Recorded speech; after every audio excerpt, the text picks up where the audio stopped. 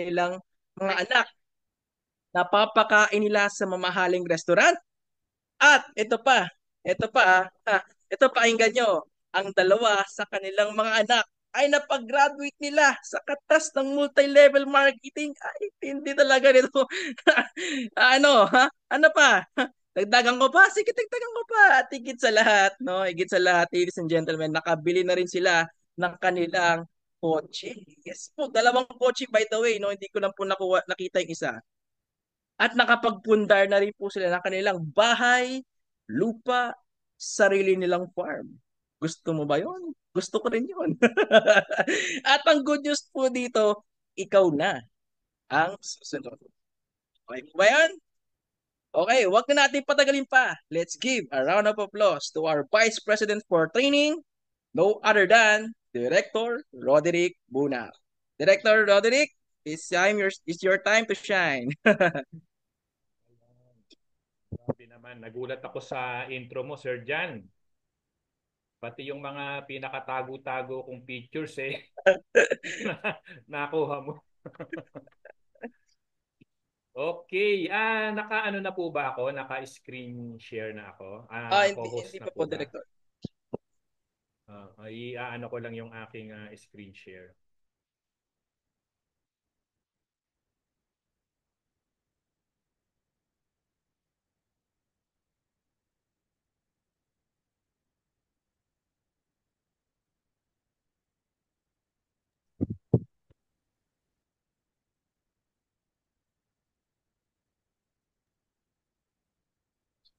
Yan po, medyo nakikita na po namin, Director. Kita na po ba? Naglo-loading po yata yung ano po, slides. Ah,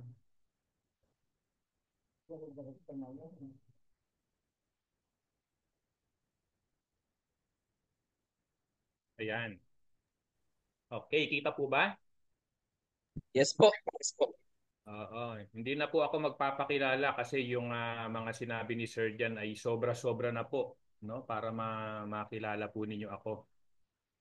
Ah, okay, ang akin pong napiling topic for tonight ay sponsoring, ano? Actually, tatlo po ito.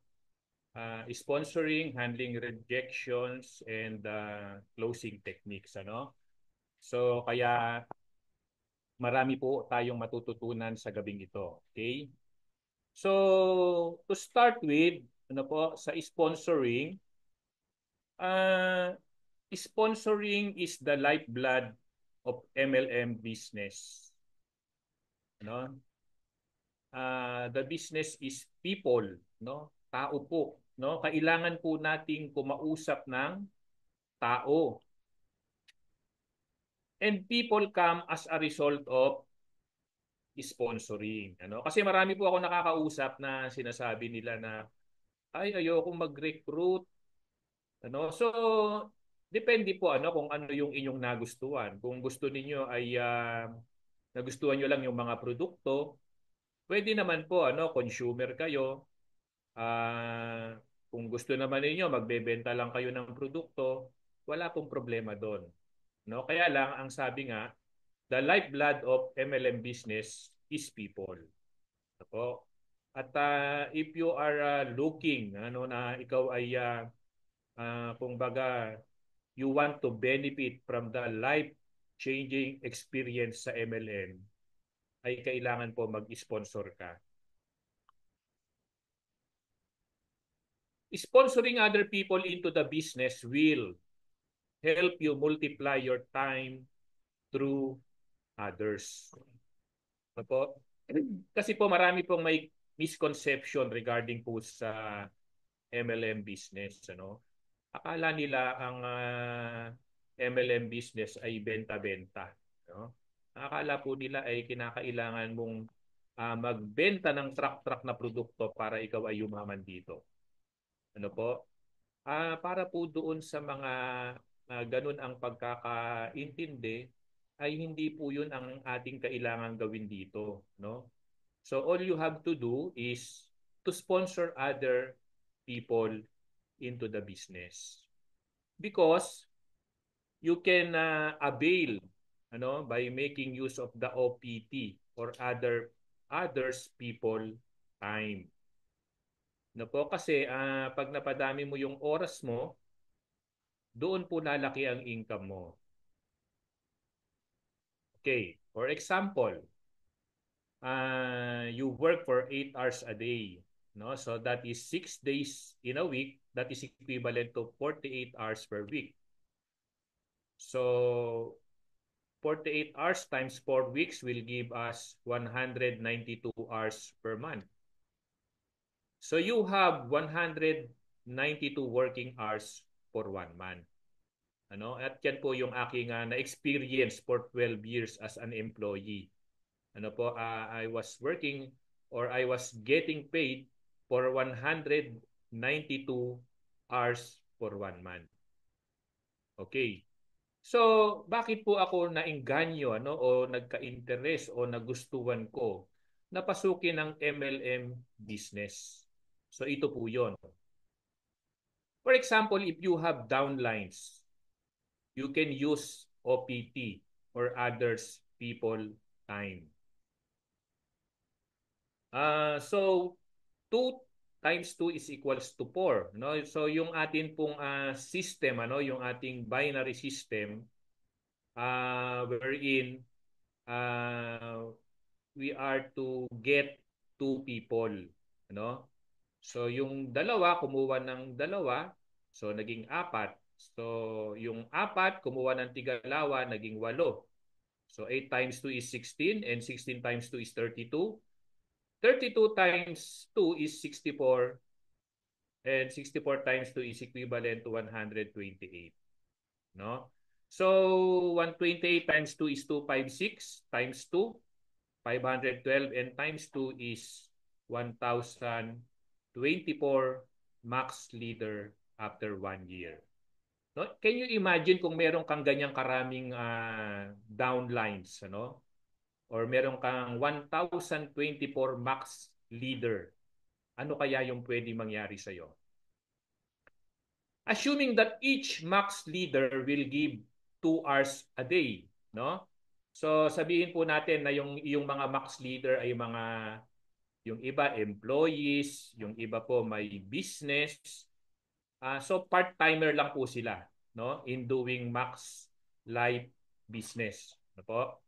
So, ang assumption natin ay nagbibigay lang sila ng tig to 2 hours a day. Okay. 2 hours times 1,024 is 2,048 hours per day.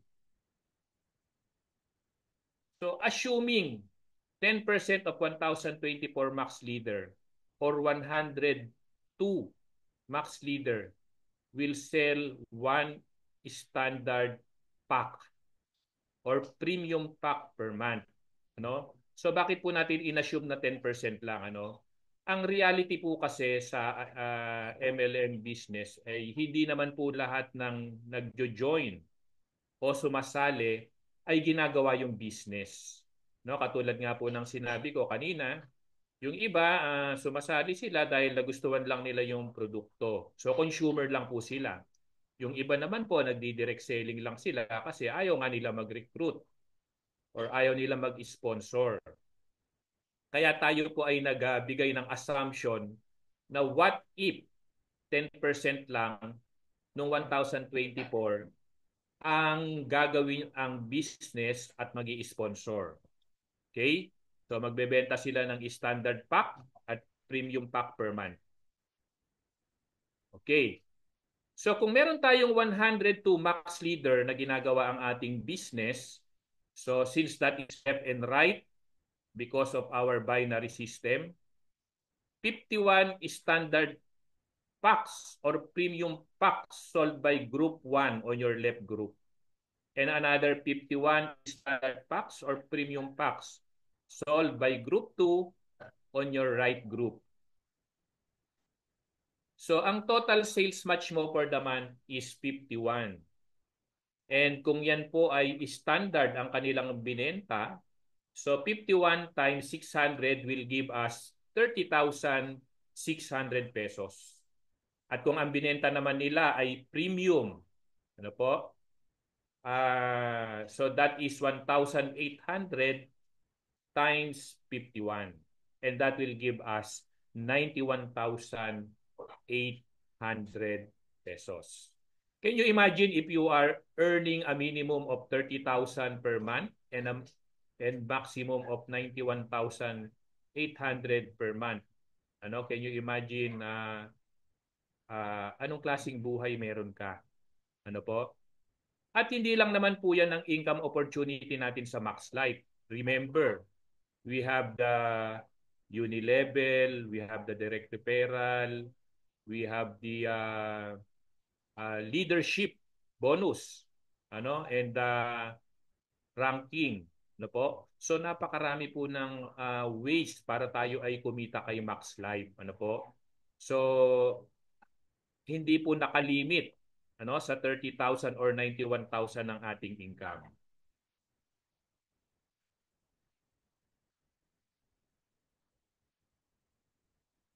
Okay.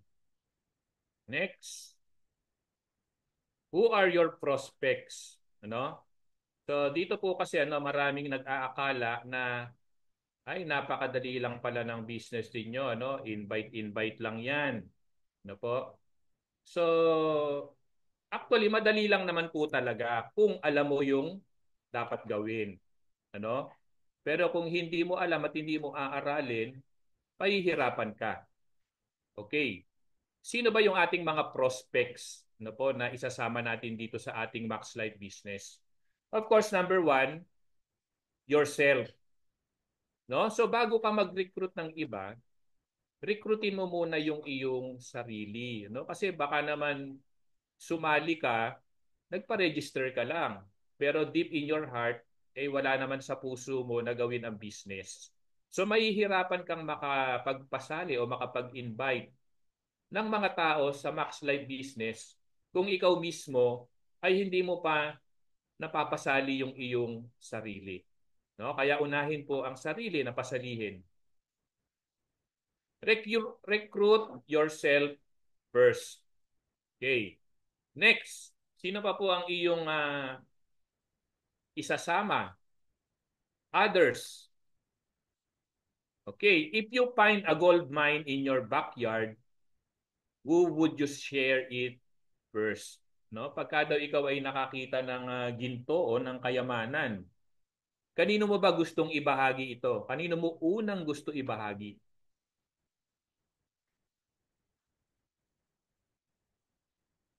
Okay, start prospecting first with hot market. No, ito po yung tinatawag natin na hot list. These are people you meet regularly, like family, barkada, neighbors, workmates. No, ito po yung tinatawag natin na PRANS. Ano yung PRANS, ano? Yung PRANS yan po ay acronym ng friends, relatives, associates, neighbors, sweethearts, no? Sweethearts may S, ano? Ang dami, no? Okay. Next, give your friends the first chance. No? Kasi yung iba inuna yung mga hindi nila kakilala. Mas gusto mo bang unang payamanin yung mga hindi mo kakilala bago yung mga malalapit sa puso mo? So kaya sabi nga, give your friends the first chance. If they are not ready for the opportunity, then build without them. Ano kasi hindi po tayo pwedeng paghintay kung kailan magdi-decide yung ating mga mahal sa buhay. Yung ating family, relatives, friends, ano? Kasi po kung nakita mo na yung opportunity at ikaw ay naniniwala na ito ay makakatulong upang mabago ang buhay mo, then decide immediately. No po? Tapos yung mga tao na hindi pa naniniwala o ayaw pang sumama sa iyo, iwanan mo muna sila.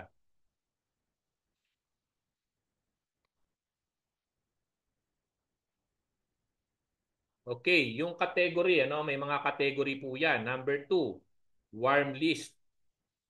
These are people you meet occasionally, like associates. Yan po yung mga suppliers, mga doctors, dentists, house or car agents, service provider, bankers, hairstylists, photographer, cleaners, tutors, drivers, teachers.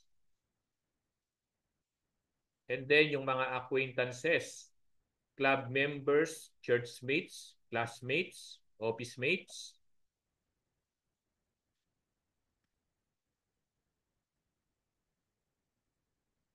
People in sales, insurance agents, real estate brokers or agents, car salesmen, medical representatives, any person selling something,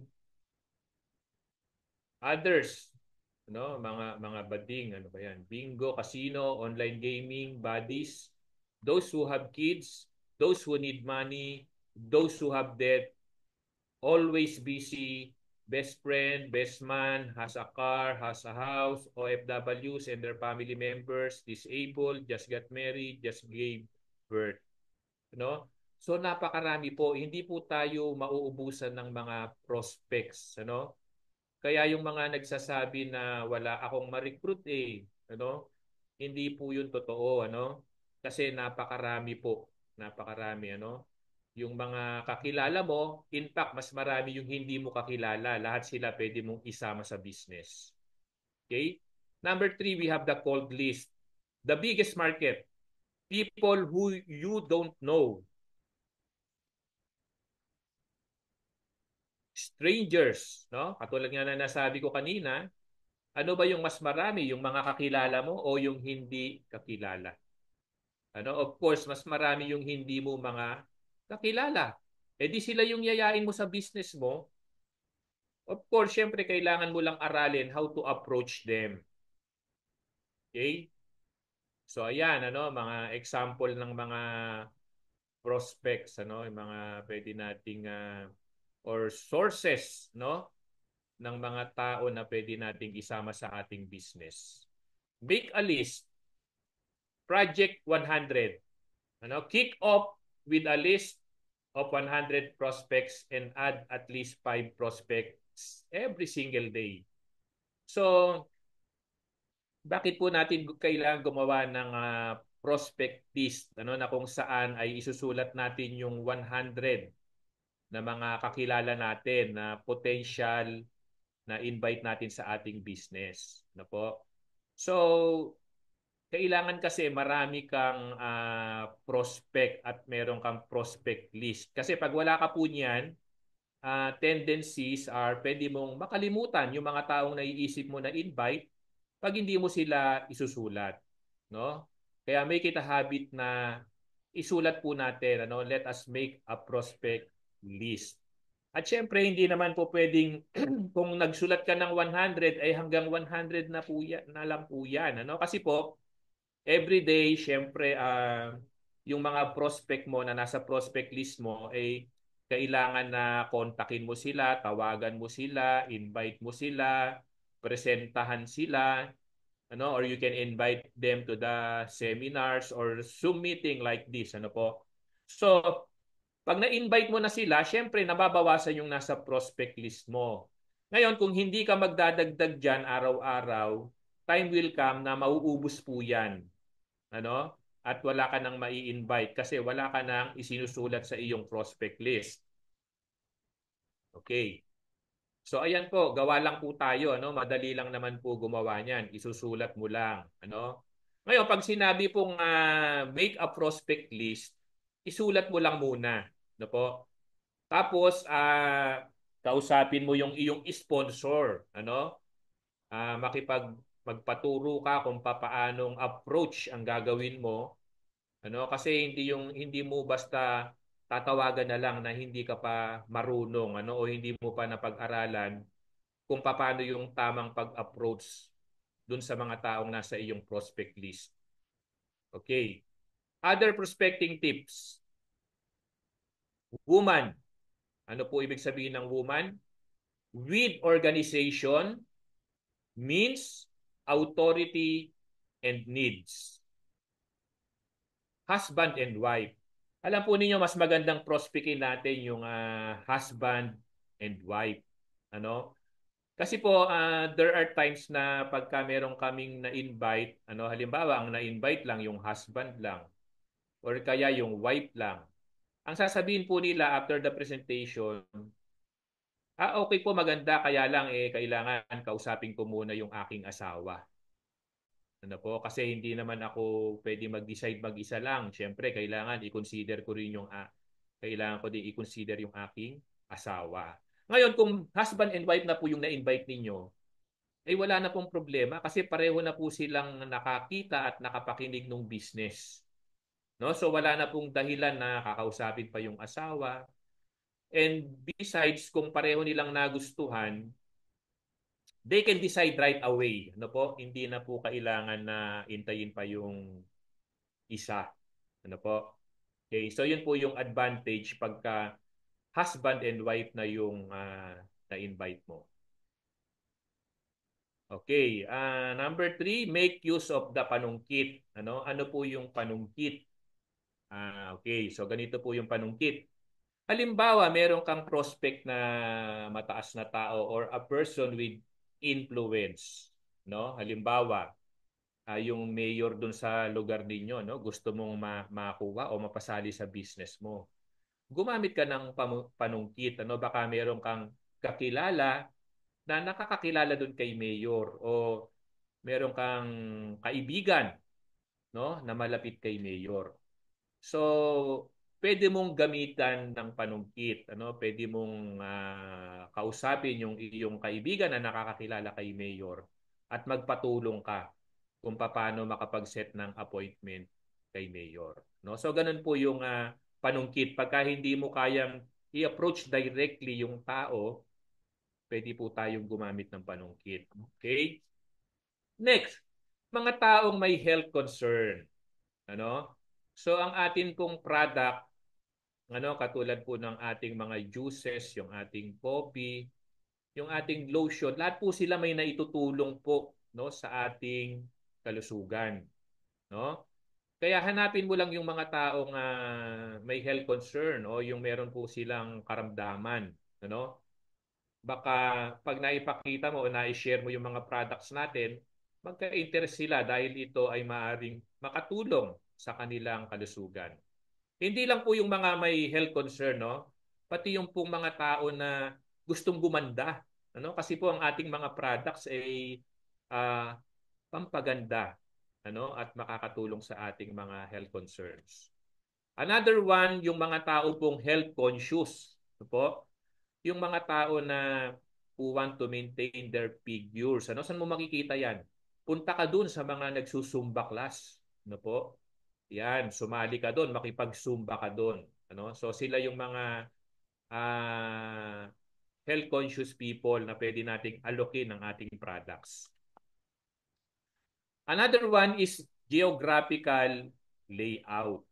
Ano po ibig sabihin nito? Yung papalapit sa center.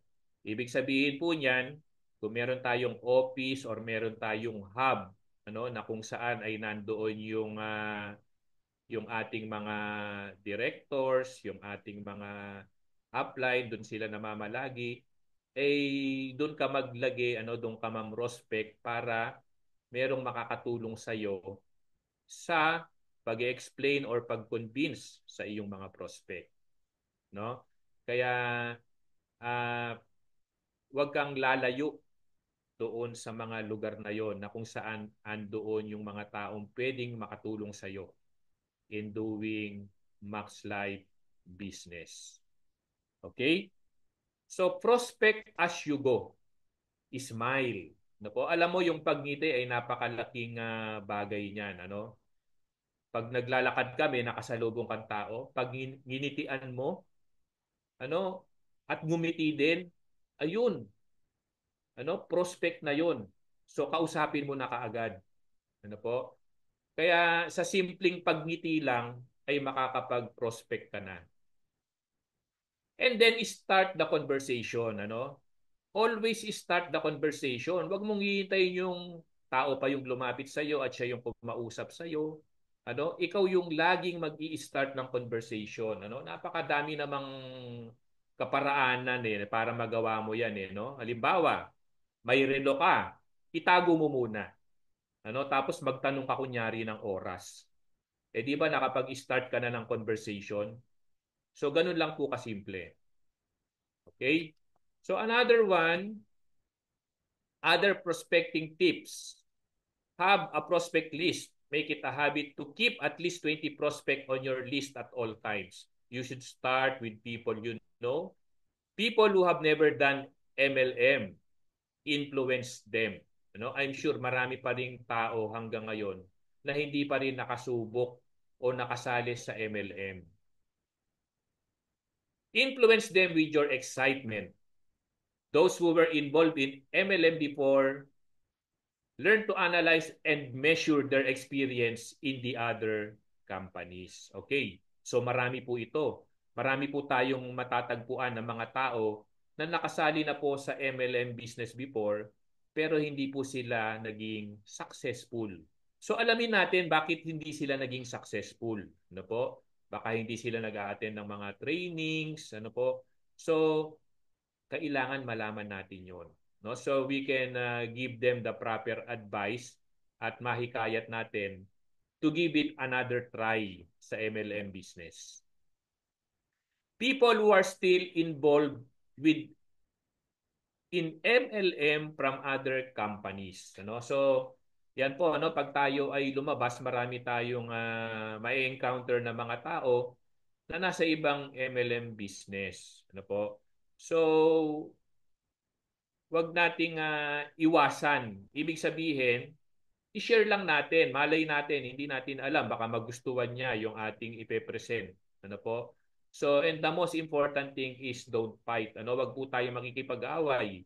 Kasi po, ako po naniniwala dito sa MLM, there's a right time for everything. Ano po? Maaring yung mga kakilala mo may ginagawa siyang MLM business ngayon, so hindi pa siya ready mag-join sa Max Life. Pero there will come a time na if you keep in touch with him or her, baka matimingan mo na wala na siya dun sa kanyang company at may invite mo na siya sa Max Life. People who buy products from you. No po? So, sell the products first, then sell the business. No? So, marami pong ganyan. Una, pinasubok muna sa kanila yung product, pinatikim sila. Tapos, nung nagustuhan nila, nung nag-order uli, ang sabihin mo, ma'am, sir, baka gusto mo ng discount. Ano po? Kasi pagka bumili ka ng package, magkakaroon ka po ng discount pag naging member ka. On your next purchase ay meron ka na pong discount. So baka doon na mag-start na magka-interest siya sa business. Referrals from your prospects. Halimbawa, yung iyong prospect ay hindi nagka-interest, hindi nag-join. You can ask referrals from them. Humingi ka, ay baka po meron kayong kakilala na magka-interest dito sa aming product. Bigyan nyo naman po ako. Ayan. So, humingi tayo ng referrals dun sa mga tao na kinakausap natin. Okay? So, yun po yung ating first topic, yung sponsoring. So, napaka-importante po na para ikaw magkaroon ka ng team or magkaroon ka ng group or makabuild ka ng organization sa iyong Max Life business, is wag po natin kakalimutan mag-sponsor. Po? I hope you learned something dito po sa ating diniscuss ngayon. And then let's go to the next topic, which is invitation. Okay? So paano ba mag-invite sa Max Life? Okay. Number 1, rules on invitation. Just invite, do not present. Pag sinabi pong invite, wag po natin nahaluan ng presentation. Kasi po yung iba, nag-i-invite pa lang, alam mo ang ganda ng business ko. Alam mo ba ang pwedeng kitain dito? 864,000 isang buwan. So hindi ka po nag-i-invite nagpe-present ka na po. At remember, pag inumpisahan mo yung presentation, magtatanong ang iyong prospect. Paano kung hindi ka pa ready sumagot? Kaya pag sinabing invite, invite lang po, huwag kang magpe-present. Next, invitation is different from presentation. Ano kasi po, pagka nag-present ka na, at halimbawa, ini-invite mo siya sa office, hindi nasasama yan. Kasi nasabi mo na kung ano yung mapapakinggan niya sa office eh. Pinresentahan mo na kasi.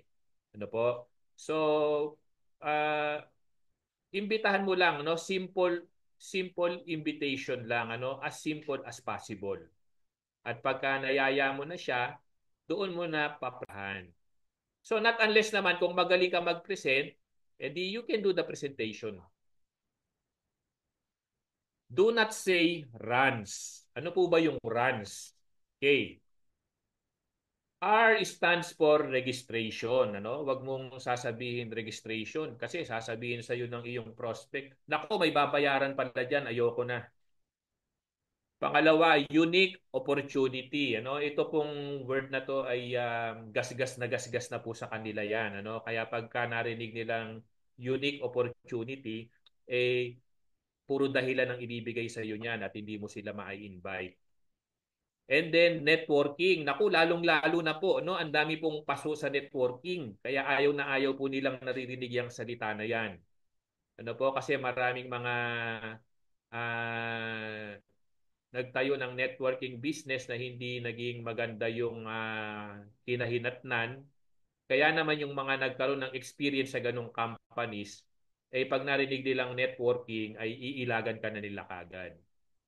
And then seminar, no? Naku, ito po yung ayaw na ayaw nila, no? Yung a-attend ng seminar tapos aantukin sila, ano? Kaya po iwasan nating gamitin yung mga words na ito. So, sabi nga po, KISS. Ano po? Ano po yung KISS? Keep it short and simple, no? So, pag ikaw nag-i-invite, parang yung lagi kang nagmamadali, no? Halimbawa, tinawagan mo yung kaibigan mo. Sabihin mo, pre, sama ka sa akin. Saan? Ay doon may pupuntahan lang tayo, magkita tayo doon sa McDonald's. No? Doon ko na lang ipapaliwanag sa iyo. O sige, may naghihintay pa sa akin. Ano? So, magkita niya na ikaw ay busy-busy, nagmamadali ka, makikurious siya, no? At maaring pagbigyan niya yung iyong invitation. Different approaches, ano? Number one, form. Form stands for family, occupation, recreation, and message. Ano po? So, pag tayo po ay nag-i-invite, hindi po pwede yung halimbawa yung kaibigan mo ang tagal niyo nang hindi nagkita, ano? Tapos for the first time nagkita kayo uli, tapos sasabihin mo kaagad, "Pre, meron akong business, ano? Gusto kitang isama dito." Ano? So ang tamang approach po is kamustahin mo muna yung family niya, ano? Yan po yung sinasabi dito sa form. Ano, kamustahin mo yung kanyang family. Kasi baka sa inyong pagkukwentuhan, malaman mo na meron siyang member of the family na may karamdaman, eh pwede palang matulungan ng ating produkto. So you can introduce the product. No? And then kamustahin mo yung kanyang occupation, ano? So pag kinamusta mo yung kanyang occupation, eh malalaman mo if he is earning enough or kinakapos siya. No? So pag nalaman mo na kapos ang kanyang income, eh pwede mong i-share yung ating business. Ano? Sabihin mo, oy pre, alam mo, meron akong alam na paraan para madagdagan yung iyong kinikita. No? And then recreation. Kailangan alamin mo kung ano ba yung hobby o yung pinaglilibangan ng iyong kaibigan o kakilala o kamag-anak, ano? Halimbawa, ah, mahilig siya mag-gym. Eh di samahan mo muna siya sa gym kahit hindi ka nag-gym, ano? Para meron kayong recreation, ano? So and then tsaka mo ipapasok yung message, no? Tsaka mo i-share yung iyong business. And then number two is the opinion approach. Ano po ba yung opinion approach? Halimbawa, meron kang prospect, ano? Eh hindi mo directly masabi sa kanya na gusto mo siyang aloki ng business. o gusto mo siyang pasalin sa iyong Max Life business. So gamitan mo siya ng opinion approach. Paano po ba 'yon? Halimbawa, dinalaw mo yung iyong kumare. Mare, alam mo, may nakita akong business, ang ganda eh. Kaya lang hindi ako makapag-decide eh. Alam ko kasi ikaw yung magaling sa ganito. Pwede ba ipakita ko sa'yo, tapos bigyan mo ako ng magandang advice kung maganda nga ba ito o hindi. At pag sinabi mong maganda, tsaka ako sasali. Ano po? So hindi alam nung kumari mo na nire-recruit mo na pala siya. Ano? Baka pag pinresentahan mo, kunyari, nagmihingi ka lang ng opinion, nagustuhan niya. Ano? Aba, maganda pala yan na. Sige, sali na rin ako. Ano? So, yun po yung tinatawag natin na opinion approach. Okay, another one. Meron po tayong tinatawag na third party approach. Ano? So, kung hindi mo masabi doon sa iyong prospect na meron kang business, ano?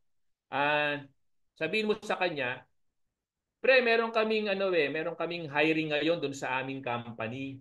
No, naghahanap kami ng mga tao na pwedeng mag-market ng aming products.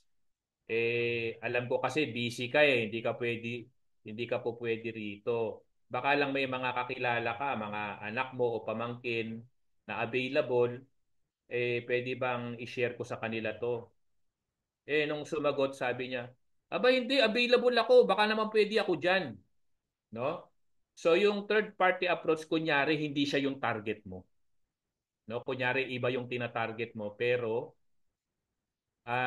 malalaman mo na interested pala siya. Number 4, gets mo. Ano po yung gets mo? Okay, ibig sabihin, yung G, gimmick tayo. No? Maraming nare-recruit po sa ganyan. Ano? Lalo na kasi pag ililibre mo, walang tatanggi sa iyo diyan, ano? Sasama sila sa iyo. Pagka naisama mo, tsaka mo i-share yung iyong business. Okay, letter E stands for X deal. Ano? Explain ko yung business ko. Meron pong mga ganyan, ano, gusto nila makikinig sila sa iyo, pero pagkatapos pakinggan mo rin yung business nila.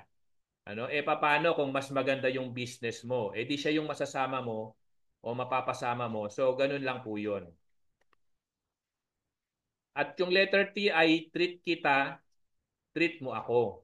No? So, ayan, katulad nga po ng sinabi ko kanina, pagka manlilibre ka, wala pong tatanggi sa iyo, no? Lahat po 'yan gusto nila, sasama sila sa iyo. And letter S is samahan mo naman ako. Kunyari, iyaya mo yung friend mo, sabi mo, magpapasama ka lang sa kanya, no? So, hindi niya alam, dadalhin mo pala siya sa seminar ng business mo. Ayan. And yung letter M, may good news ako sa iyo. No? So pag sinabi niya, ano yun? Sabihin mo lang basta. Ano? Alam nyo, the best way na ma-invite mo yung iyong prospect is by keeping him in surprise. Kasi pagka sinabi mo agad, baka ayaw niya, hindi mo na siya maisasama. Pero kung binitin mo siya, hindi mo sinabi agad kung ano yung good news mo, yun yung may chance ka na maisama mo siya. And yung letter O ay, uy, grabe, talaga to. Ano? Alam mo yung uy, grabe talaga to. Ano? Yung pagka-deliver mo ng salitang yan, punong-puno ka ng excitement, ano? Yung tipong kahit yung patay mabubuhay, sasama ang tao sa iyo. Ano? Pero pagka yung kaparaanan mo ay, uy, grabe talaga to. Ano? Wala talagang sasama po talaga sa iyo, no? So kailangan full of excitement ka palagi. Number 5, best attack is surprise visit. Ano? Ito po yung mga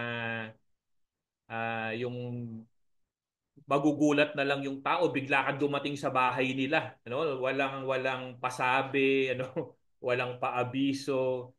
Tawag po diyan ay surprise visit, ano?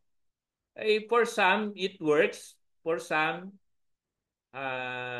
hindi kasi ayaw nila nung ano gusto nila pagpupuntahan mo sila magpasabi ka man lang, ano? Pero siyempre kung pinuntahan mo na, wala na siyang magagawa, no? So do your best na lang para ma-convince mo siya to join in your business. Okay? Number 6, yung group meeting. Ano? For example, a class reunion of 10 attendees, no? Kaya yan, pag kami mga nagyayaya sa iyo na, uy, mag-get together tayo. Uy, mag-reunion naman tayo. Ano, pupuntahan mo yan. Kasi, uh, mapoprospect mo sila. Ano, yung mga taong matagal mo nang hindi nakikita, ano, pag sila ay nagyaya ng get together, it is an opportunity always, no, na ma-share mo ang iyong Max Life business. Number 7, give them a headache, then make them ask for the aspirin. Ano po ibig sabihin nito? Pag na-share mo sa kanya yung iyong Max Life business, tipong yung pag-uwi niya hindi siya makakatulog. Naku, grabe yung shinare sa akin. Hindi ako makatulog talaga, no? So sasakit ang ulo niya and then hihingi siya ng tulong sa iyo, no? Kung paano ba niya maumpisahan yung business na i-share mo. And number 8, make them feel lucky to see the opportunity, no? O sabihin mo sa kanya na alam mo sa dinami-dami ng tao, bakit ikaw yung naririto, bakit ikaw yung napa-attend ko, no? Ibig sabihin may purpose, ano? Napakaswerte mo na ikaw yung dumating sa dinami-dami ng in-invite ko, ano? So, iparamdam mo sa kanya na napakaswerte niya na pinagbigyan kanya. And then number 9, yung kidnap. Ano? Yung iba, ganito po yung ginagawa nila. Pag nahihirapan silang makapag-invite, kinikidnap na lang po nila. Paano ba mangidnap? Pre, punta ka doon sa McDo. Birthday ko ngayon. Magpapakain ako doon. Tapos pagdating ng kanyang in-invite, hindi alam, meron palang seminar. So ganun po yung kidnap. If that will work for you, then gawin mo. Pero kung yung tao ay magagalit sa iyo dahil kinidnap mo siya, then tantyahin mo, no? Kasi ikaw naman ang nakakaalam kung sino yung taong iniimbitahan mo. And then yung biodata technique. Ano ba yung biodata technique? So pwede kang mag-post sa iyong social media. Sabihin mo, hiring po kami, no? Yung mga interested, you can submit or send your biodata. Yan, ganun lang po 'yon, yung mga iba yung kanilang paraan ng pag-i-invite. And then yung flyers technique, no? So, marami po tayong nakikitang ganyan, sa daan namimigay ng flyers, yung iba kukunin, yung iba naman itatapon, Iba-iba po ang response ng mga tao diyan, But we can still make use of this technique, Kasi po by experience, marami po kaming nakita na mga tao na na-invite sa ganitong technique at napasali naman po sila. Business proposal technique, no? So pwede mo ding sabihin dun sa iyong prospect na meron kang business proposal. Especially kung businessman or businesswoman yung iyong prospect, I'm sure na magkaka-interest siyang mapakinggan at makita yung iyong proposal. Okay? Next is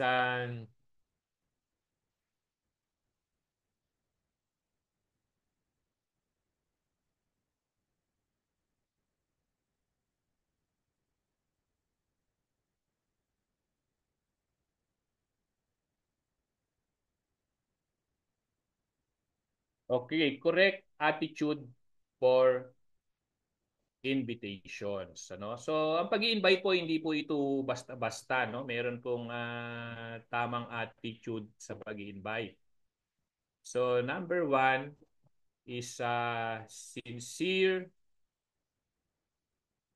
desire to help your friends, Alam mo yung mga taong iniimbitahan mo, mararamdaman nila yan kung sincere ka na talagang matulungan mo sila, no? Or gusto mo lang silang pagkakitaan, no? Hindi po natin maitatago 'yon kasi mararamdaman po 'yan ng mga tao. Number 2, they need this business. Kailangan maipa-realize natin na itong business na ito ay kailangan nila. Kasi minsan kasi pagkamali yung iyong attitude sa pag-i-invite, ang napipil ng tao ay yung kailangan mo sila. Lalo na yung kinukulit mo sila, very uh, ini-insist mo na oh maganda yung negosyo ko, yung gano'n-gano'n na kahit ayaw niya pinipilit mo. Eh iba po kasi ang dating noon, Ang kailangan maparealize mo sa kanya na siya yung nangangailangan ng business at hindi ikaw ang nangangailangan sa kanya.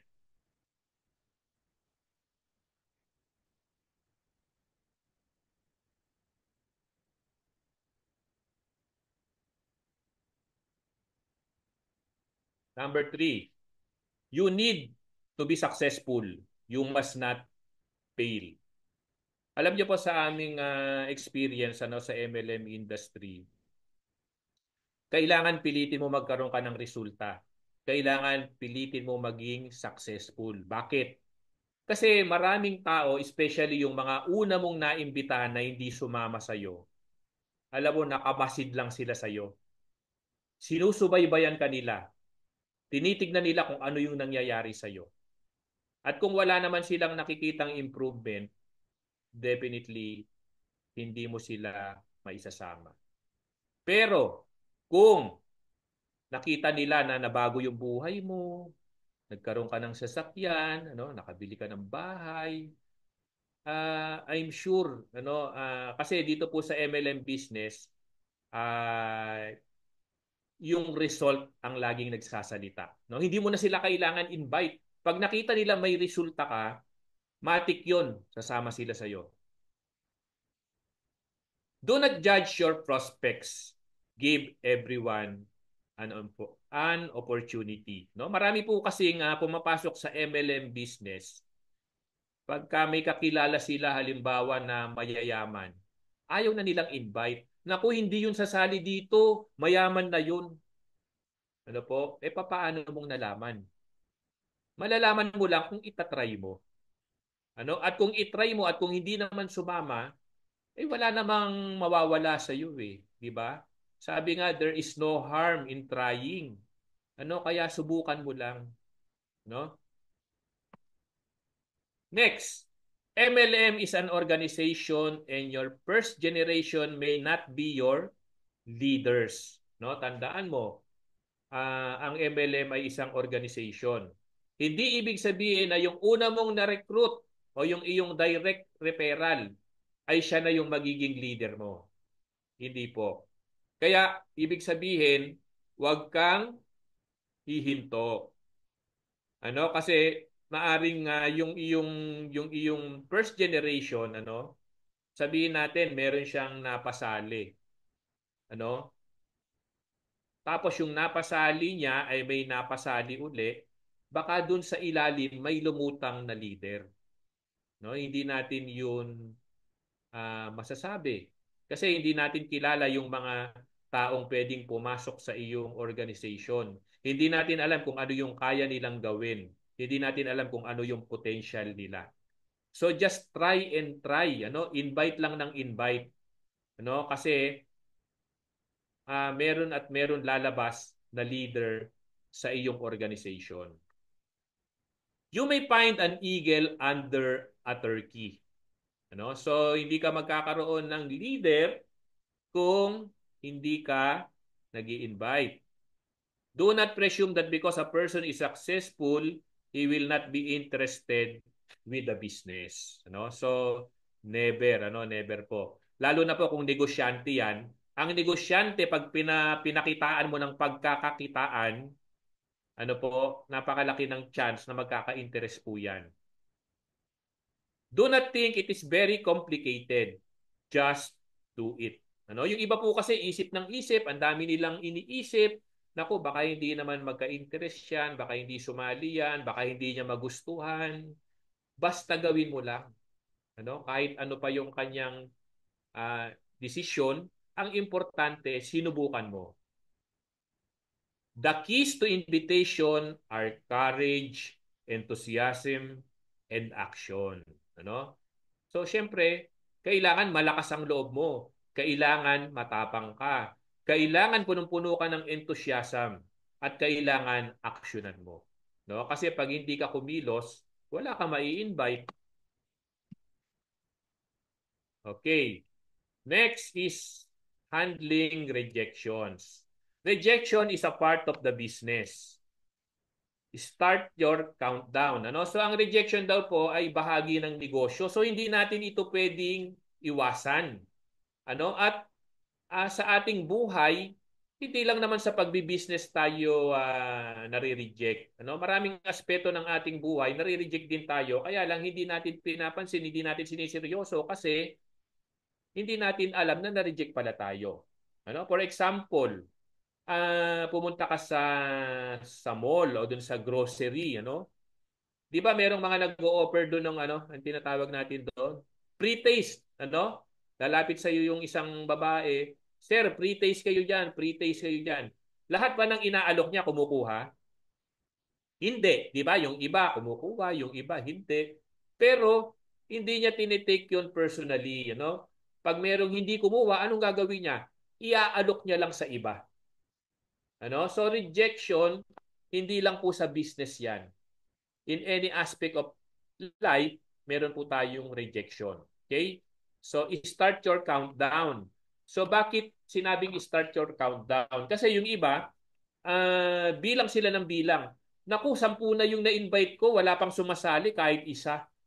So ang nangyari, nagkakaroon ka ngayon ng pressure. Iniisip mo ngayon, mahirap yung business. Kaya ayaw mo na mag-invite. So why not start your countdown? Halimbawa, ilagay mo sa isip mo na mag-i-invite ako ng 100 katao sa Max Live business ko. Okay? So halimbawa, naka-invite ka na ng 10. O okay lang, meron pa akong i-invite na 90. Ano? So iba yung mensahe ano sa iyong brain pagka nagka-countdown ka. Ano? Okay. Next is isipin mo practice lang. Pag nag-i-invite ka, ano, isipin mo practice lang. Ano, wag mong seryosohin na pag na-reject ka, masasaktan ka, ano?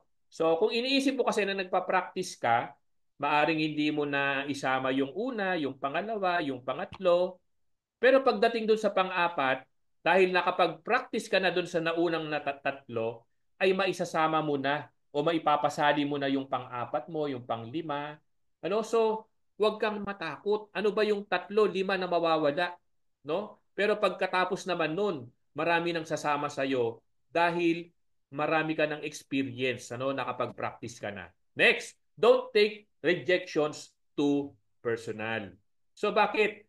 Kasi ang nire-reject nila, hindi naman ikaw eh. Ang nire-reject nila, yung magandang produkto na inaalok mo na pwedeng makatulong sa kanila at yung business opportunity na pwedeng magpabago ng buhay nila.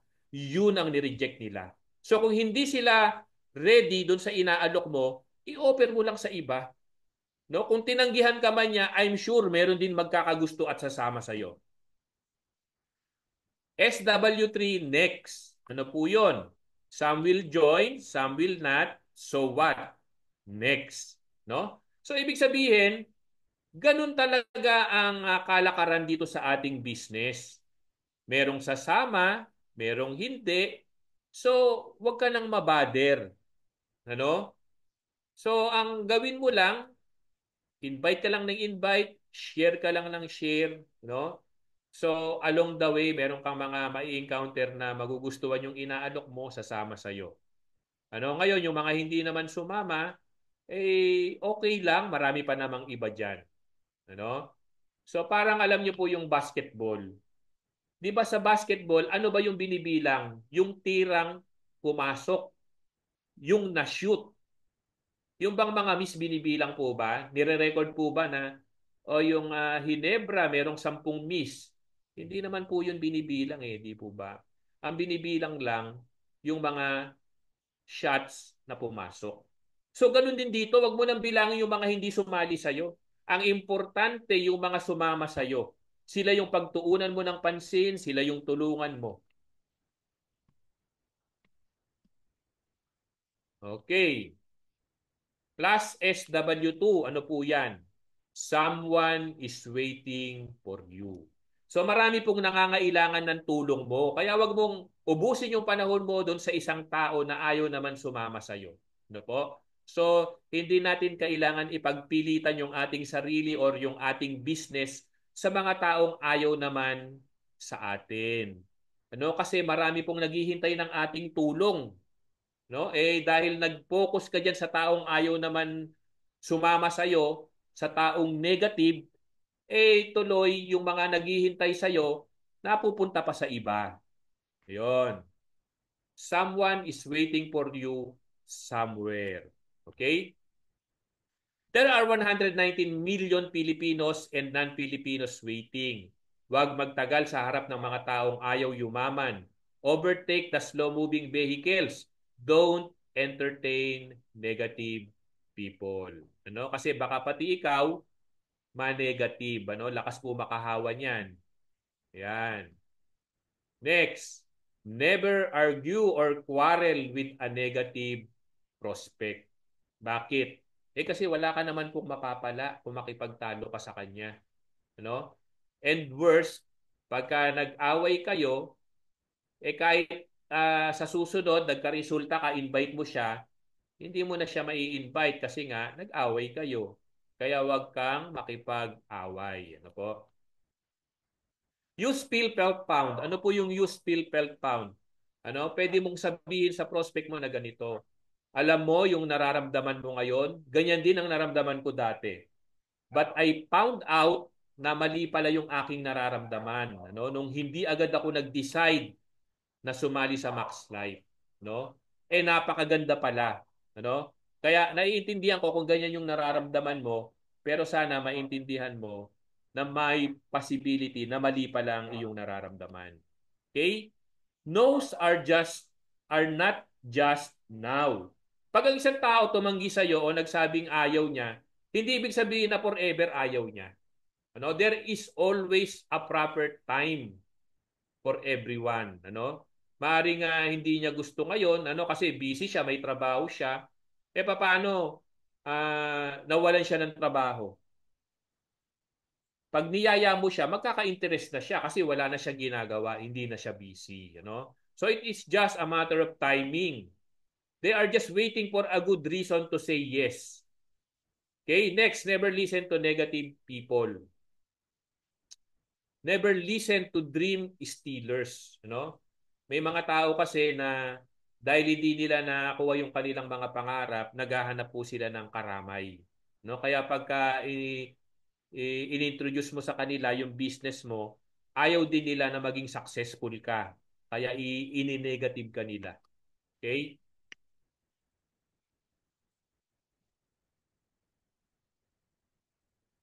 So, let the dog barks but the caravan moves on. Ano? Mayroon kong story dito yung palakang patpatin. Ano? Maaring yung iba sa inyo napakinggan na yung istoryang ito. Pero para doon po sa mga nakapakinig na baka nakalimutan na ninyo, uulitin ko na lang. Ano? At yung mga hindi pa nakakapakinig dito, I'm sure meron po kayong lesson na matututunan dito. Okay? So meron pong isang palakang patpati na nahulog po siya sa isang malalim na balon. Ano po? So itong palakang patpati sa kagustuhan niyang makalabas dun sa balon, talon siya ng talon, ano? Talon siya ng talon. Kaya lang hindi po siya talaga makalabas dun sa balon. Ngayon, sabi sa kanya ng mga ibang palaka, palakang patpatin, wala kang pag-asang makalabas diyan. Hindi ka na makakalabas diyan, diyan ka na mamamatay. Pero itong palakang patpatin parang wala po siyang naririnig. You know? So tuloy-tuloy lang po siya, talon ng talon, talon ng talon, hanggang isang araw sa katatalon nitong palakang patpatin, eh na-develop yung mga muscle sa kanyang legs. And eventually, nakalabas po siya dun sa balon. Ano? So, ano po ang na-discovery natin doon bakit kaya nakalabas yung palakang patpatin? Alam niyo po ba kung anong dahilan bakit nakalabas yung palakang patpatin? Kasi bingi po pala siya. No, bingi siya na yung mga sinasabi ng ibang palaka, hindi niya po naririnig. Kaya kahit anong discouragement ng ibang palaka sa kanya, Hindi niya naririnig, kaya tuloy lang siya ng tuloy na tumatalon. Ano? So paano po natin yan i-apply sa ating business? Ano? Pag ikaw ay nagma-market ng iyong business, maraming magne-negative sa'yo, so gawin mo lang bingi yung iyong sarili. Ano, yung mga sinasabi nilang negative, ano, pasok mo dito sa isang tenga mo, ilabas mo sa kabila. Ano, wag mong i-entertain or wag mong i-adapt yung kanilang mga sinasabi kasi wala naman yun matutulong sa iyo. Okay?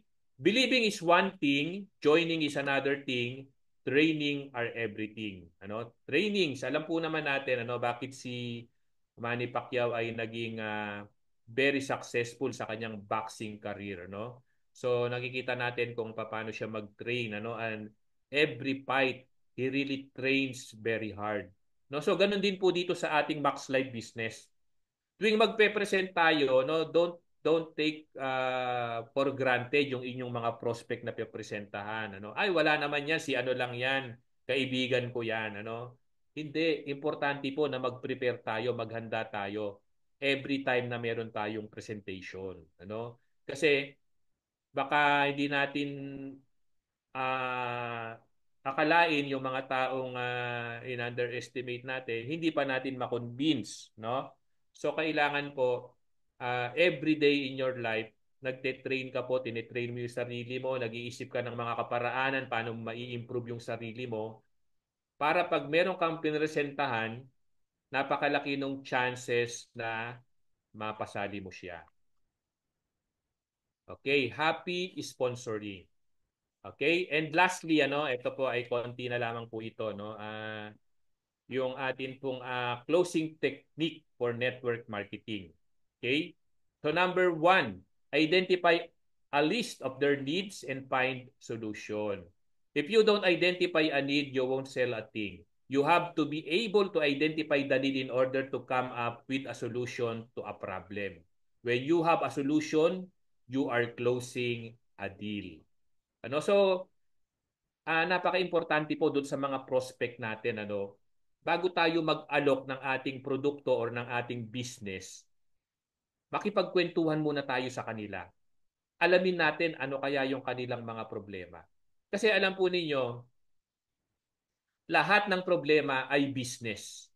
Pag ang isang tao may problema at meron kang solusyon sa problema niya, no, eh sigurado sasama sa iyo yan. Or sigurado ay tatanggapin niya kung ano man yung inaalok mo. Bakit?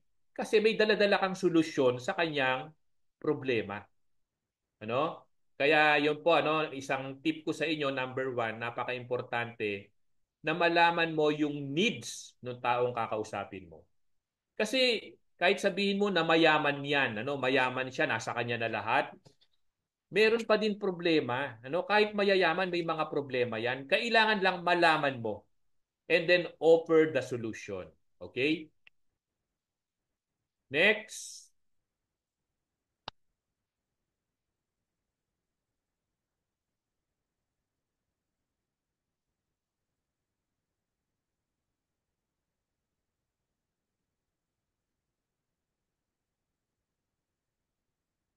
Okay. Another one. Fear of loss. No? So, this is a great way to show sense of urgency. Example, I have a very elite position within my business and I need a yes or no or a no in 24 hours. Those who say yes now will get special one-on-one attention from the top leaders. Those who wait will miss the opportunity and the opportunity to recoup their initial investment back within this week. No? So, uh, alam niyo po yun, there are times na kailangan marunong tayong mag-create ng sense of urgency, no? Yung bigyan mo ng dahilan yung tao na kailangan magdesisyon siya right away, no? So kailangan mag-decide ka ngayon kasi mas malaki yung mawawala sa iyo pag hindi ka agad nagdesisyon, ano? And we must learn how to create situations like that, ano po? Para yung tao ay kasi pagka yan ay hindi agad nag-decide, nakauwi yan at may mga nakausap na negative,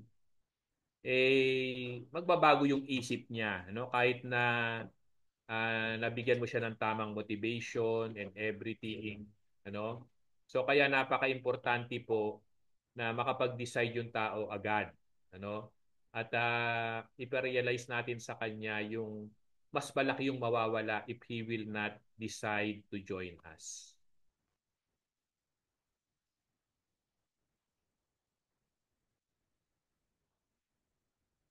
Okay, next, the yes close. Ask question that you know the customer or prospect will say yes to. You know that they will say yes if you build rapport and know a little about their problems and what they are looking for so you can assumptively close the deal. Example, do you see why I'm so excited? So sasagot siya ng yes. Ano? Do you see the value in what I'm doing? Sasabihin niya, yes. Do you see how this is going to change your life when you partner with us? So alam mo, yung mga sunod-sunod na question na tinanong mo na sinasagot niya ng yes. Kaya sa bandang huli, pag tinanong mo siya, magjo-join ka ba? Yes or yes. Ano? So, hindi na yan magno-no kasi sinanay mo siya na puro yes ang sagot niya. Ano? Kaya eventually, yung pinakahuling tanong mo, kung magjo-join siya o hindi, eh yes na rin ang isasagot niya. Okay?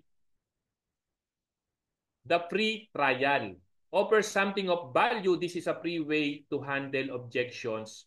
Everyone loves free. Ano? So ganito po 'yon. Halimbawa, yung iyong prospect ay talagang super negative, ano? Ayaw niya talaga yung inaalok mong business. Ngayon, ganito na lang. Para hindi ka mapahiya, ang gawin mo bago ka umalis, Sir, okay lang kung hindi mo nagustuhan yung aming business, ano? Pero meron akong sample dito nung aming juice. Alam mo, ito yung juice namin, yung melon, ano? Milky melon. Napakasarap po nito. Ano? Pagka inalok mo yan at sinabi mong libre, definitely hindi po yan tatanggi. Kasi libre, no? Ngayon, pag alis mo, iniwanan mo na siya, iniwan mo yung milky melon, pag alis mo, tinimpla niya, natikman niya, sobrang sarap pala talaga. Naku, tinatawagan ka na niyan mamaya, no? Naku, bumalik ka dito. Ang sarap pala nung iniwan mo sa akin na Milky Melon. Pwede bang mag-order niyan? Ano po? So talagang kailangan makahanap tayo ng way, ano, kung paano na hindi man natin siya nabentahan, pinatikim natin. Then eventually, pag nagustuhan niya, bibili pa rin po sa atin yan. Ano po? Sabi nga, never give up. Okay? Next, the cost of not buying, ano? Uh,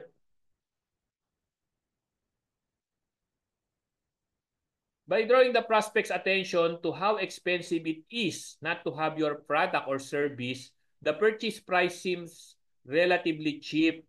By using price in a very loose sense to include things like inconvenience and delays, you can make what you are selling look very attractive. Ano? So, yun po, no? Ipakita natin sa kanya yung uh, that our products is relatively cheap compared to others, ano? So, yung mawawala sa kanya kung hindi siya bibili. So, we have to make some realizations, ano, pagdating doon sa ating mga prospect, ano? Kailangan alam natin i-present 'yon kung ano yung mawawala sa kanya in case na hindi po siya bumili or mag-join doon sa ating inaano. Okay? So alam po ninyo, when making a sales or closing a sales, 48% of salespeople never follow up with a prospect. No, yan po yung katotohanan. Marami po na salespeople, nag-alok sila, after nag-alok, tapos na, hindi na po sila nag-follow up. 25% of salespeople make a second contact and stop. 12% of salespeople only make 3 contacts and stop.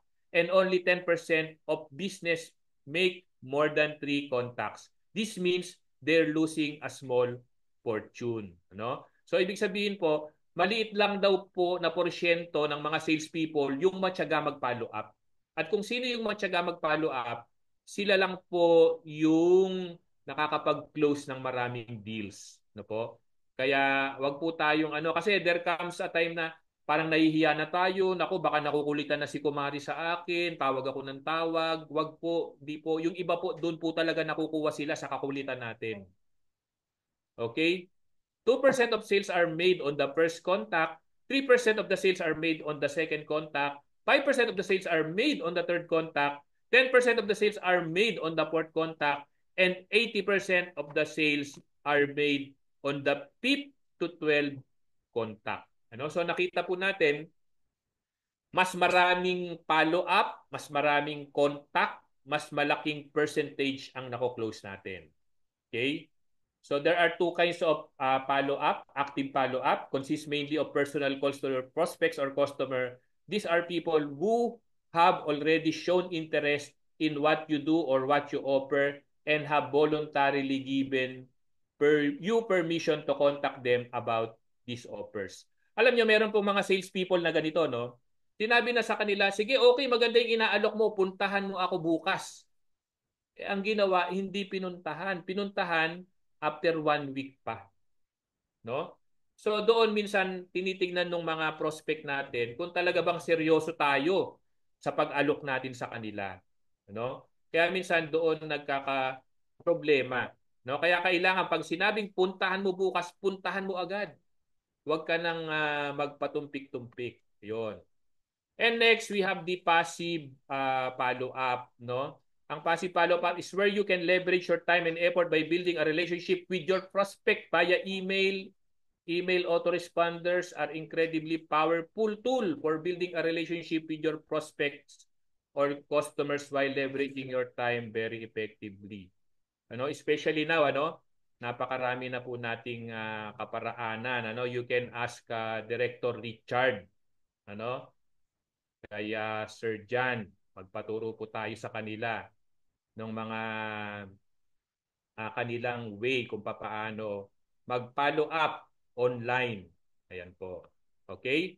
So, that's everything for tonight. I hope na marami po tayong natutunan and hindi lang po sa pagkatuto, ang importante po, may apply po natin ang mga bagay na natutunan natin. Maraming salamat po sa inyo.